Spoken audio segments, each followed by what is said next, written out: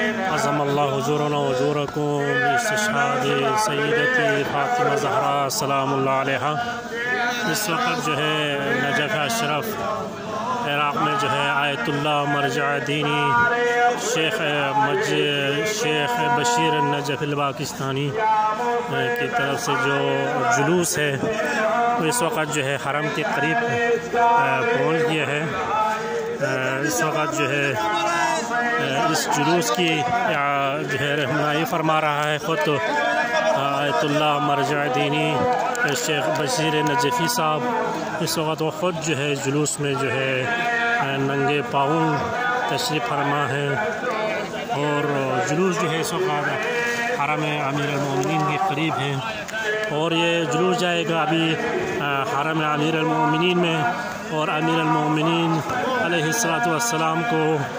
فاطمہ زہرا سلام اللہ علیہا کی شہادت کی تعزیت بھی پیش کرے گا وہاں پہ جا کے، خود وہاں پہ مصائب بھی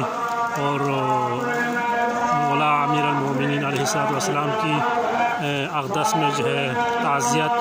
اور تسلیت پیش کرے گا۔ ابھی جو ہے حرم کے قریب ہی ہے جلوس شارع رسول پہ، اور یہ جلوس جو ہے مرجع دین کبیر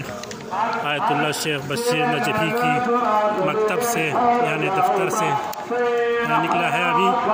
اور حرم کے قریب پہنچا ہوا ہے جلوس، اور جلوس کی رہنمائی خود جو ہے مرجع دین کبیر شیخ بشیر نجفی فرما رہا ہے۔ خود جو ہے اس جلوس میں ساتھ موجود ہے، اس جلوس میں نريد يحتصر بضلوع البتول كل صدر شيعي شوف صوابها، كل صدر شيعي شوف صواب، مستحيل نعوف على يومين حشو نريد نشوف دموع بلون الفجر، مستحيل نشوف على يومين حشو، مستحيل نعوف اليوم الحشر، يا لتشوف دموعنا اللون الفجر، نحلف بالعين زكي المنكسر، نحلف بالعين زكي المنكسر، نطلب الثارات واحنا صحابها،